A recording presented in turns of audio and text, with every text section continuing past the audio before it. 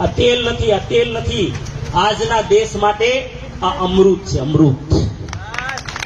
ભારતની આજની સ્થિતિ, આ 80 કરોડ જે બીમાર દવા ખાય છે ને, એના માટે અમૃત છે, સંજીવની છે. આ મજાક નથી, આ મજાક નથી. શું કામે? સિમ્પલ સિદ્ધાંત, કેમિકલ ફ્રી છે, ટ્રાન્સફેટ ફ્રી છે, અને 3 પ્રકારના પોષક તત્વો છે. એમાં ઓરિજિનલ નામનું પોષક તત્વ છે, એ તમારી અનેક બીમારીઓને, 22 જેટલી બીમારીઓને ઠીક કરે છે.